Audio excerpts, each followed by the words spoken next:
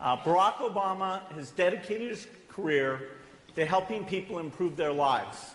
First as a community organizer, then as a state senator, a U.S. senator, and then, of course, as the 44th President of the United States.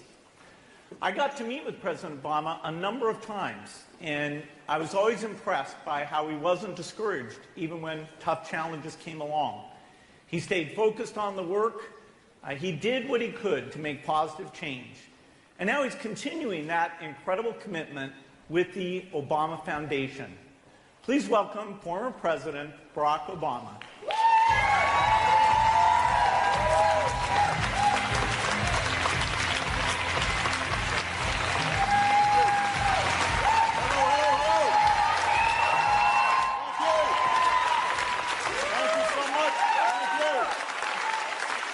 So much. Well, please, everybody have a seat. Have a seat. We got work to do here. Thank you, Bill, for that introduction. More importantly, thank you and Melinda for your tireless efforts towards making a better world. I've been reading about these goalkeepers. You guys are pretty inspirational. And I am excited to be here with you. And whether it's girls' education or global health or climate change, you're setting a standard for the sorts of innovation and persistence and activism that the world desperately needs right now. So I could not be prouder. And that's really what I'm going to talk about very briefly before I have a chance for a discussion with Bill and Melinda. I want to talk about changing the world.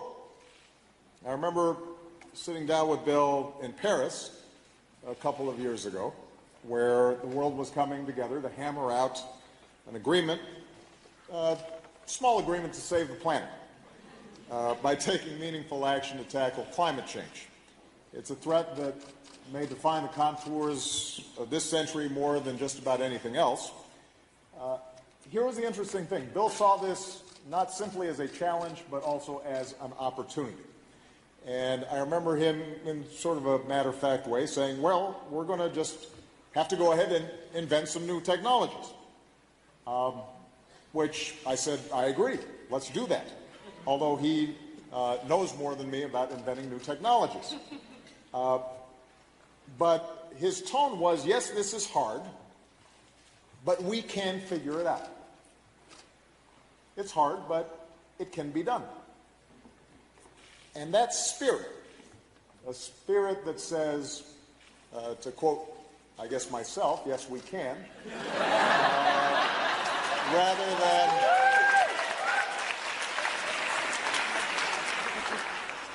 that spirit, rather than a spirit of despair, is the motor by which we've been able to see real progress in reducing the pace of carbon emission increases here in the U.S.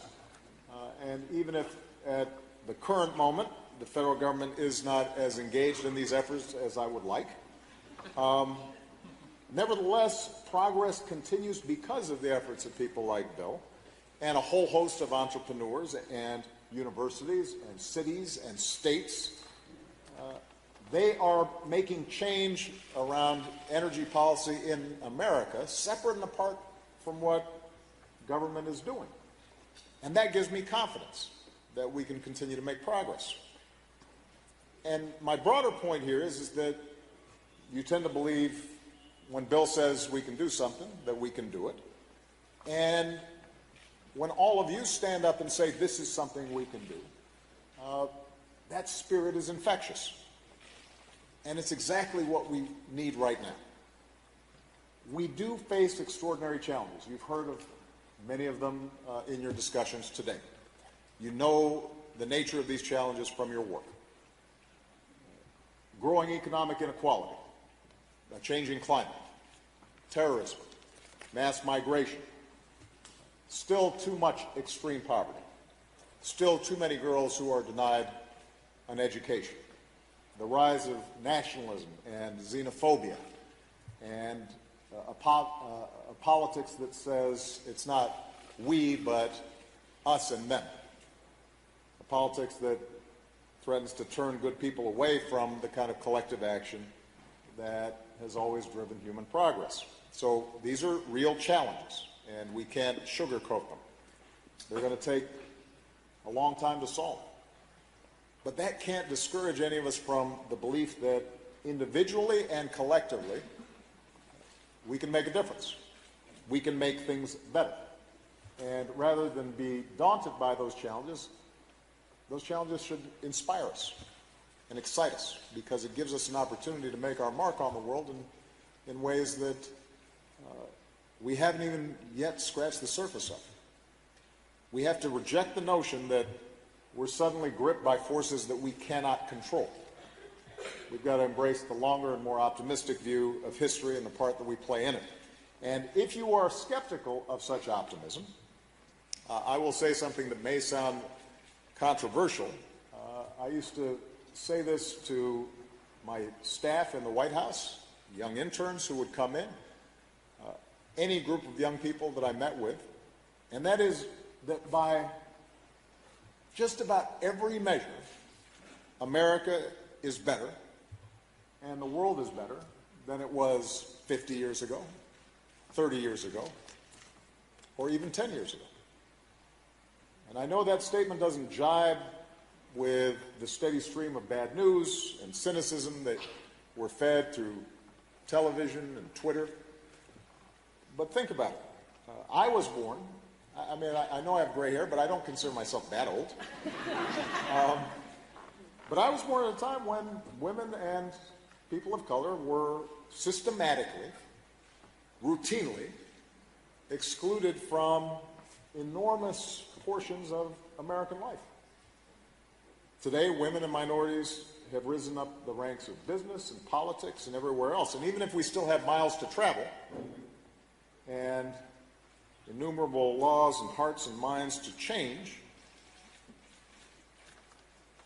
the shift in what this country is and what it means is astonishing, remarkable, and it's happened when you measure it against the scope of human history in an instant. Just since I graduated from college, crime rates, teen birth rates, dropout rates, the share of people living in poverty have dropped, and in some cases dropped dramatically. The share of Americans with college education is up, despite a massive global recession. In the final years of my presidency, the uninsured rate reached a new low. Median household income reached a new high. That's here in the United States. Worldwide, our progress is even more remarkable. And Bill can rattle off these statistics better than I can. But over the past 100 years, we've come from a world where only a small fraction of women could vote to a world where almost every woman can. Since the 1950s, the global average life expectancy has grown by more than 20 years. Since 1990, we have cut extreme poverty and childhood mortality in half. Keep in mind, I was in law school in 1990. It seems like yesterday. Since 2000, we've evolved from a world without marriage equality to one where it's a reality in more than 24 countries. All of this has happened in such a steady march that sometimes we have a tendency to take it for granted. But I often ask when I meet with young people, if you had to choose any moment in history in which to be born, and you didn't know in advance whether you were going to be male or female, what country you were going to be from, what your status was, you'd choose right now, because the world has never been healthier or wealthier or better educated or in many ways more tolerant or less violent than it is today. Fewer people are dying young. More people are living not only longer but better. More girls are in school. More adults can read. More children get the vaccines that they need. Despite the enormous conflicts that break our hearts around the world, it's demonstrable that fewer people are being killed in wars and conflicts than ever before. this would be the time you'd want to be, showing up on this planet. And these trends are real. They do not make us complacent, but they should spur us to action because it shows, despite the naysayers and the cynicism, that in fact change can happen. They're not the result of mysterious forces of chance. They happen because countless people, like you, toiling for many years, chose to make this progress. Some, like Bill and Melinda, have enormous wealth and influence. Others, like Justin Trudeau, who I know addressed you earlier, have formal political offices. But the majority of people who made these advances were citizens, doctors, nurses, entrepreneurs, clergy, moms, community leaders, activists, union leaders, who mobilized and organized and voted and innovated and pushed for change. And by the way, they knew at every step of the way that they would not get everything they wanted as fast as they wanted. They knew that progress required struggle and perseverance and discipline and faith. They knew that sometimes for every 2 steps forward, you'll take a step back. But they made things better. And this is something I always had to emphasize to my staff when I was president. Better is good. You laugh, but sometimes people forget that. I will take better every time. So that's what's needed today. The engagement of everyone who wants to see a better future for our children. And it can be frustrating. I'll take an example here in the United States. Over the past 8 years, thousands upon thousands of Americans threw themselves into the collective effort of reforming our healthcare system. Those of you who live in countries that already have universal health care are trying to figure out what's the controversy here. I am too. These people...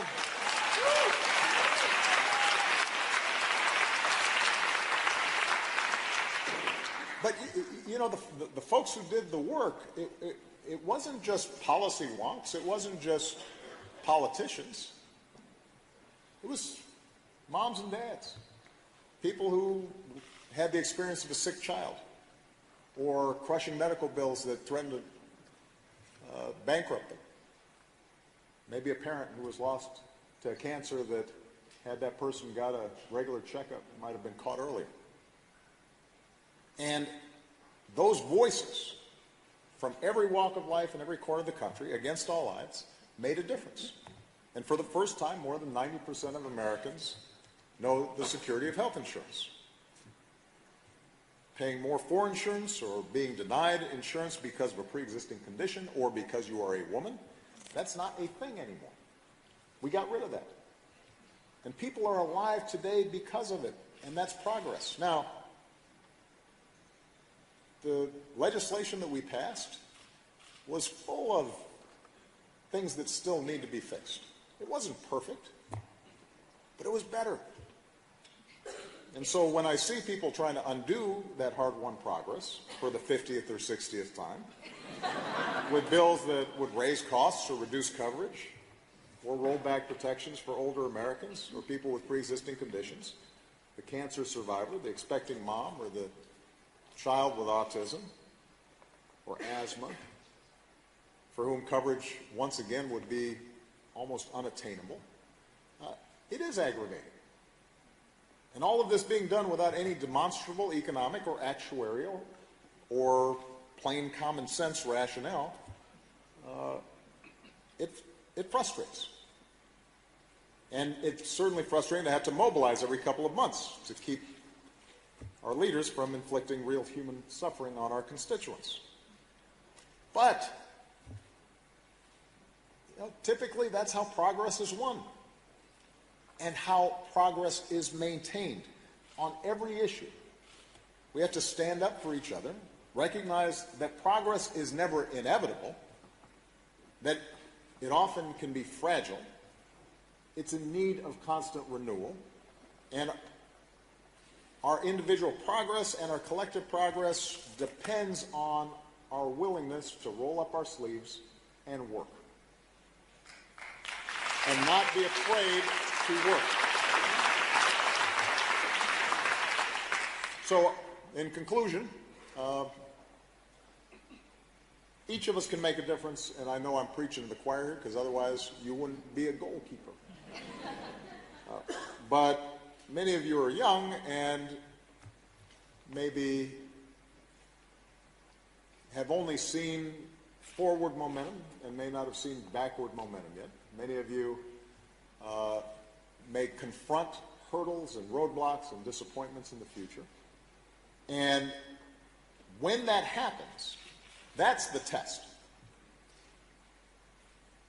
The test is not how do you feel when things are going good or when you are at a cool conference in New York with Bill and Melinda Gates and Will.I.am.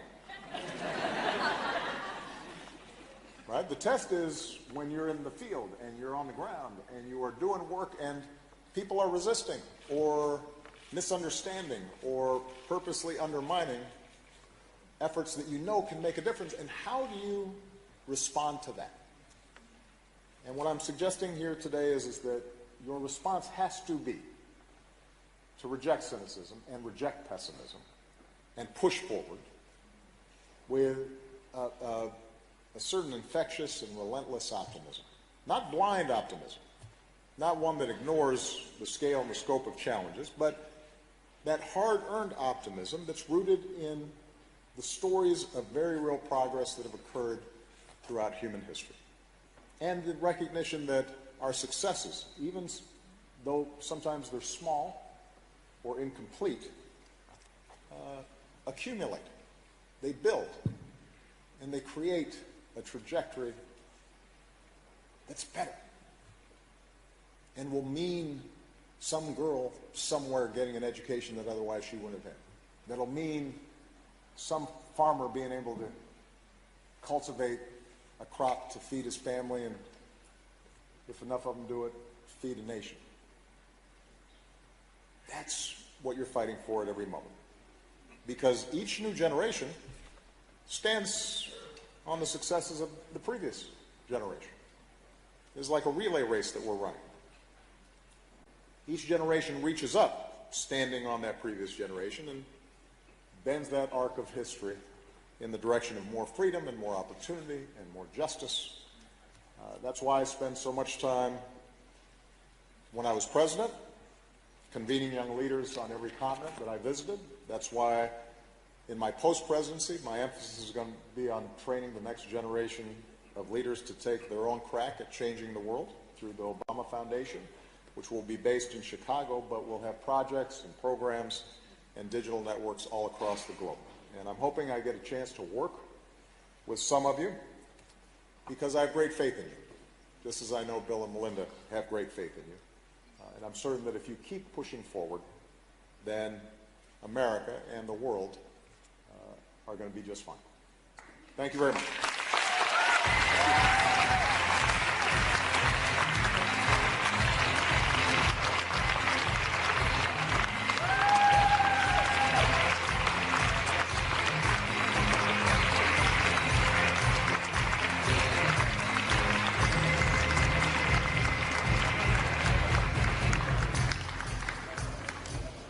You have some theme music here. That's good.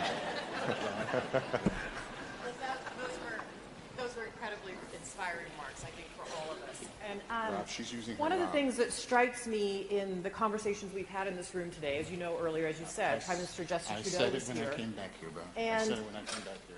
You know, he started with youth movements in his own country and rose to be the Prime Minister. You started as a community organizer and rose to be president. You understand the power of moving people along, even people who aren't necessarily on your bus when you start.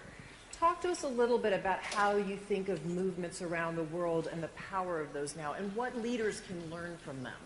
Well, I'd make a couple of observations. Number one is that most big change, most human progress is driven by young people who don't know any better and figure, why can't we do something different? Old people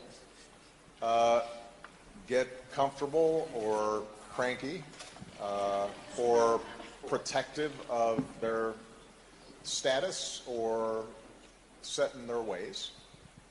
There's a reason why, if you look at, for example, here in the United States, the civil rights movement, the leaders of those movements were in their 20s. Dr. King was 26 when he started, 39 when he was killed. And if you canvass the world, oftentimes that is the impetus. People asking in ways that I think are familiar to many, not why not, or not why, but why not? Why do things have to be the way they are? So that's point number one, that young people, I think, can make an enormous difference. Number two is that because most of us now either live in democracies or countries that purport to be democracies, because we have won the battle of ideas that says governments and our common efforts have to be rooted in the legitimacy of people. There is more power than ever in people being able to band together and collectively push for initiatives that are going to make change in their lives. That's something that, for most of human history, was unimaginable. That is one of the amazing transitions that has taken place, and you will notice that even in autocracies today, there is at least the pretense of democracy, because people believe that governments that are rooted in people are more legitimate. And that's a battle we won and now have to make real wherever we can. That's point number two. Point number three is simple math. In most places, if you want to get something done, whether it's a smarter climate change policy or health care for people or more funding for girls' education, you've got to have a majority of people supporting it. You've got to have votes. You have to have the allocation of resources. And that requires mobilization and a game of addition rather than subtraction. So, and the fourth point I would make would be the internet now has turbocharged the capacity for us to develop movements in ways that we had not imagined before. Now, the last thing I'll say, so that I don't sound like I'm still in the U.S. Senate and filibustering, is I guess a smaller point, but a profound one that I tried to reinforce with my staff at every level of my public work and continue to do to this day. I actually think organizing, mobilizing, starting movements starts with a story. And you can't create a story that moves large numbers of people unless you are able to listen and hear to the story of the person next to you. The story of your neighbors, the stories of your coworkers, the stories of your community, the story of people who are not like you. And so one of the things that I think is important is for us to learn how to listen to each other and learn how it is that we came to be who we are, think the way we do, because that understanding of other people's stories is how you end up ultimately forging bonds and creating the glue that creates movements. Every great movement, you think about Gandhi in India, It started with his understanding of India's story and his own story, and seeing Indians in South Africa discriminated against, and recognizing that there were traditions and myths and a power in those stories that ended up driving out the most powerful empire on earth. It wasn't guns.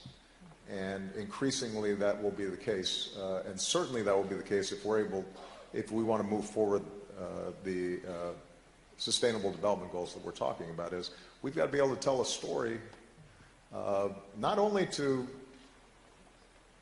big donors or politicians, but also to, for example, people here in the United States who may feel like, look, I've got my own problems, why should I be worrying about somebody on the other side of the world?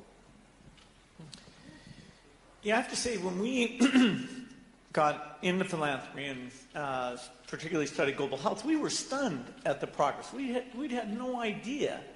And it's kind of amazing if you ask even very well-educated people, what's happened with vaccination, what's happened with HIV.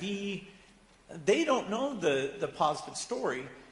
And a little bit the news is always going to focus on the setbacks, because that's what happened that day. The gradual progress doesn't fit that paradigm.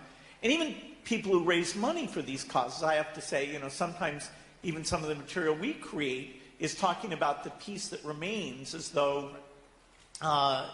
it's never improved. Do you have any thoughts on how we get this more positive sense of progress going, and how we would get that word out? Well, look, you're talking to somebody who for 7 years tried to get the word out that things were going pretty good. And nobody, at least about 40% of the country didn't believe me until I was gone, and then suddenly they believed it. They said,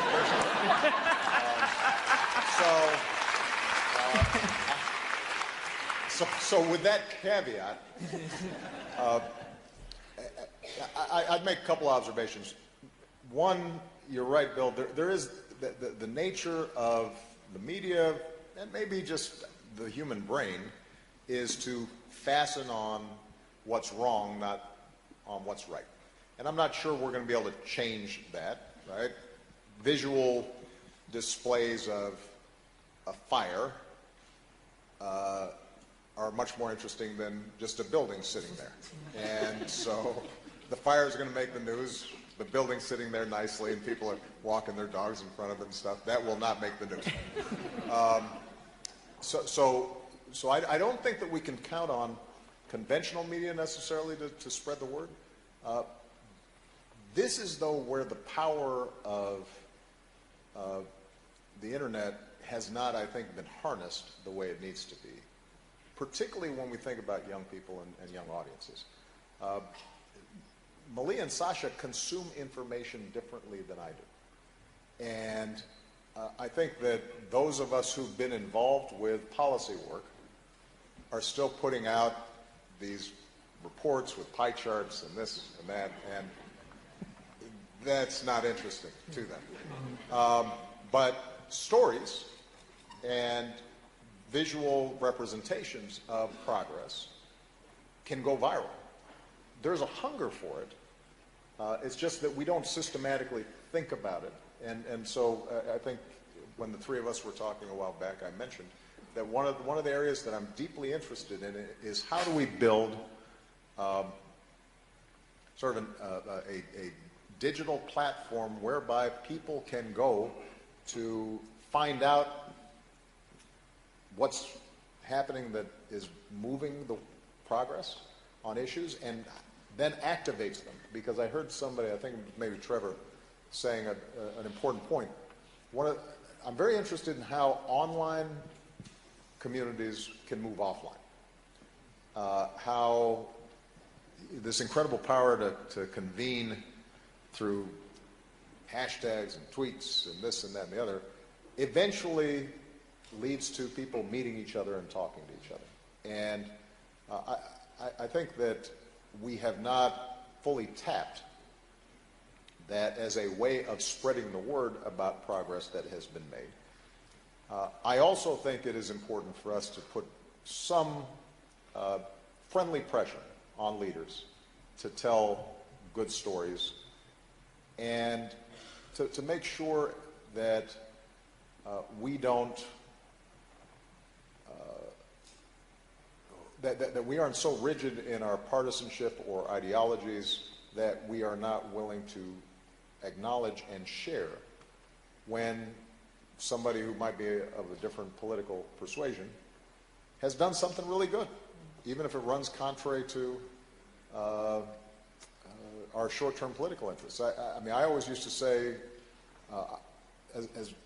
as big as the differences were between me and my predecessor, George W. Bush, that what his administration initiated with PEPFAR was a singularly important achievement that we needed to sustain and build on. And I didn't think that somehow detracted from me to say that somebody from another political party did something really smart and really good and deserved credit for it. And I feel as if these days, within our political circles, that's a hard thing for people to bring themselves to do.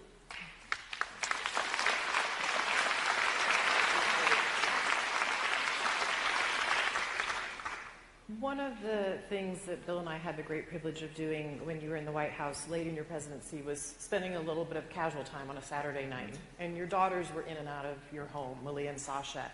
And you've been to our house earlier this summer and saw Rory and Phoebe, two of our three, in and out of our house. Our daughter Jen is here in the front row. Tell me about... Jen's like, thanks, Mom. Yeah, sorry. You weren't home that night. Jeez. But she's about the age of... That's our job, to embarrass you. That's Exactly. what we do. I just did it. Job done right there. But, you know, Jen's about the age of your girls, a little bit older, but how have you and Michelle thought about talking to your children about being leaders in the world and taking up this mantle of what needs to be done in the world? Well, what we've tried to communicate their entire lives is that each of us has responsibilities. When they were small, the responsibilities were small. Like, say when you want to go potty. And then, as you get older, your responsibilities grow. But part of what we, I think, try to communicate is that being responsible is an enormous privilege. That's what marks you as a fully grown human, is that other people rely on you, that you have influence, that you can make your mark, that if you do something well, that will improve other people's lives, that the kinds of values that we've tried to instill, many of them your basic homespun values like kindness and consideration and empathy and hard work, that those are tools by which you can shape the world around you in a way that feels good. And so what we've tried to encourage is that the sense that it's not somebody else's job, it's your job. And I think that's an ethic that they've embraced. Now they will choose to participate in different ways because they have different temperaments, different strengths. I think one of the mistakes that we sometimes make is to think that there's just one way of making a difference or being involved. If you are a brilliant engineer, you don't have to make a speech. You can create an app that allows an amplification or the scaling up of something that is really powerful. If you are somebody who likes to care for people, you don't have to go out and lead the protest march, you can mentor some kids or work at a local health clinic that is going to make a difference. So there are a lot of different ways in which to make a contribution, and we try to emphasize that to them as well. And then the third thing that we try to encourage is what I mentioned in my earlier remarks, which is that you have to be persistent. I always tell people that my early work as a community organizer in Chicago taught me an incredible amount, but I didn't set the world on fire. I got some public parks for communities that needed them. I started some after-school programs. We helped set up a job training program for people who had been laid off of work, but those communities weren't suddenly transformed. They still had huge problems. But I took that experience and then I was able to build on it. And I think so often we get impatient because change does not look as if sometimes it's not as discernible or immediate or impactful as we had imagined in our minds, and we get disappointed and we get frustrated. And for me, by the way, that's advice in life and not just in social change. I assume occasionally there was a bug in the software, Bill, but Every now and then. every once in a while, and we got to patch it again. This is annoying. But that's how. That's how Than that. I wasn't known for my patience. I didn't hear, oh darn.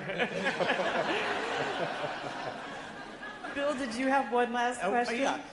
So this week, part of the reason we're all in New York is the United Nations is meeting, and so many of these global institutions that were created right after World War II, World Bank, World Health Organization, UNICEF, they've been key partners for many of these causes, and yet there is definitely a cynicism about their bureaucracy, their efficiency, and their ability to change. In fact, with very few exceptions like Global Fund and Gavi, we haven't had any new ones. So over the next 10 or 20 years, do you think these global institutions, in terms of reform or creating new ones, for pandemics and climate change, can they step up to play the role we need them to play?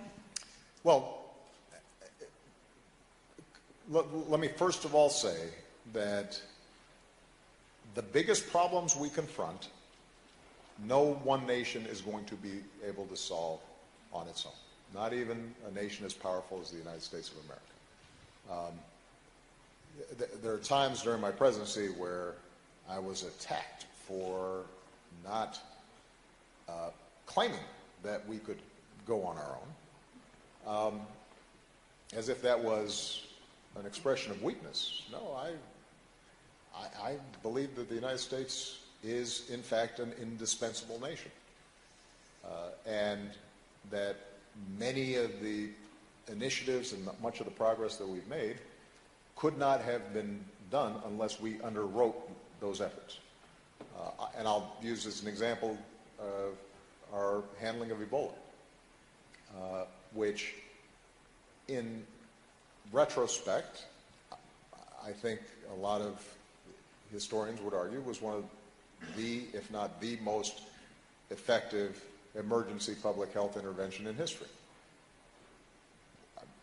We had to create the architecture and the infrastructure and send our military in to create runways where the Chinese could then land planes to deliver goods. And we had to provide guarantees to the Europeans so that if they sent health workers, they could feel some assurance that they could be medevaced out if they got infected.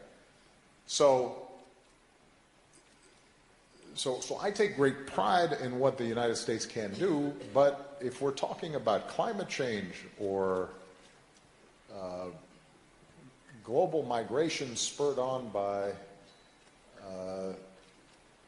drought or famine or ethnic conflicts, we're not going to be able to solve those things by ourselves. And as you indicated, Bill, if we get an airborne pandemic,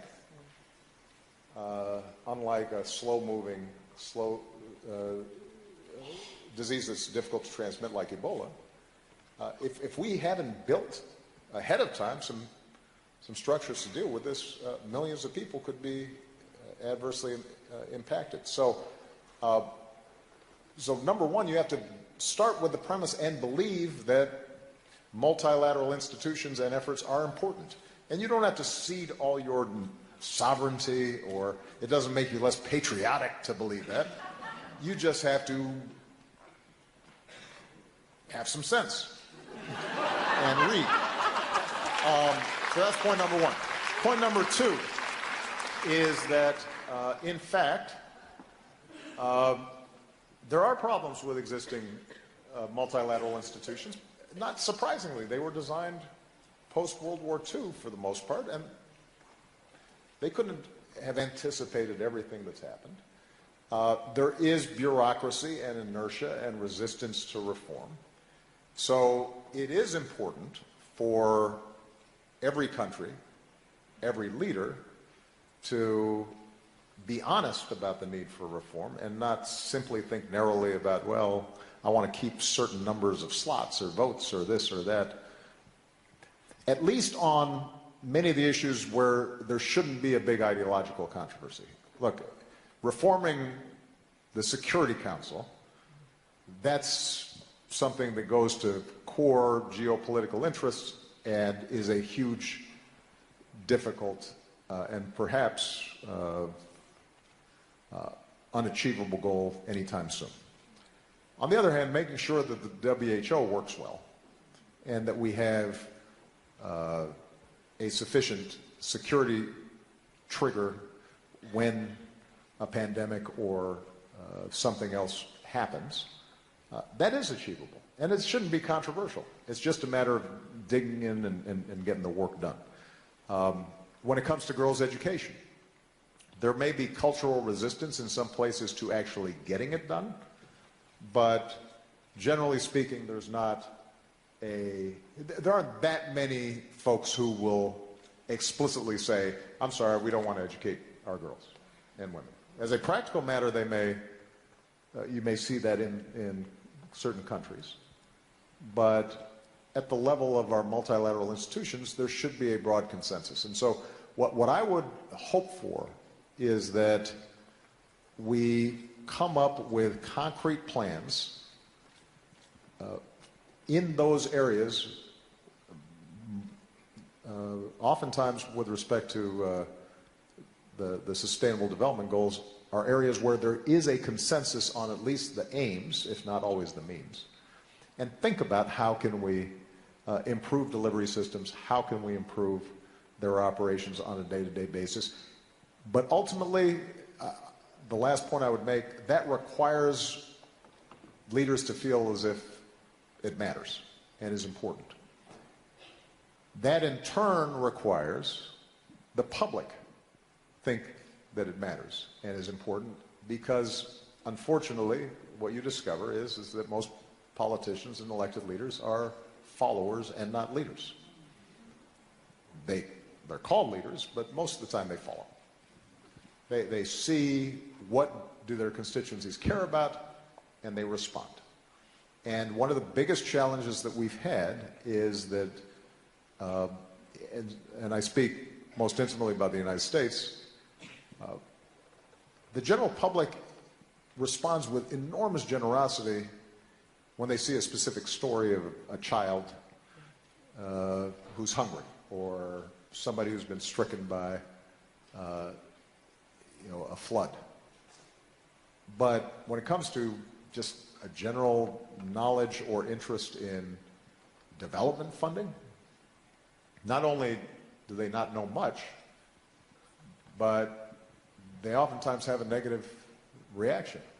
because their view is we've got a lot of needs here at home. Why are we sending money overseas? Sadly, it is one of the only areas where Democrats and Republicans agree in the United States is on foreign aid. And repeatedly, you've seen public opinion surveys where people wildly overestimate what we spend on foreign aid. They think 25% of the federal budget is going to foreign aid and helping people other than folks in their towns and their communities. So the need for public education in the ways we talked about that promote, that tell a good story, that point out that this is actually a bargain, that connect what we do with respect to development to security, not in a perfect correlation, but to say that, look, if you've got failed states, then generally some of that's going to spill over on us. If you have economies that are failing, ironically, if you are concerned about immigration and mass migration, it's really a good investment to make countries work so that people can eat. Because then it's not like they're dying to get on a dinghy and float across an ocean. If the country where they were born and they loved was functioning. So thinking about ways in which we describe this both as an economic imperative, an environmental imperative, a security imperative, the more we can influence public opinion, the more you'll see politicians respond. That doesn't mean that there is not an enormous role to play for NGOs, philanthropy, and so forth. But, and I've said this to both Bill and Melinda, even with the incredible generosity and enormous skill with which they've deployed their resources over the years, the U.S. budget's still bigger. A lot. And, you know, this notion that you can, that I hear sometimes from young people, that you can work around government and work around politics because it's too messy or it's corrupt or it's, you know, I just don't like those folks or what have you. I'm sorry, guys, that's not going to work. If you want to get done what you're talking about, you will have to combine effective philanthropy and technical know-how and smart policy engineering with getting your hands dirty, trying to change public opinion and trying to ensure that the people who are in charge of the levers of power are responsive. And that will require work, and I guarantee you, you will be disappointed at points. But what a glorious thing it is to be responsible for saving the world. That's your responsibility. And on. Thanks.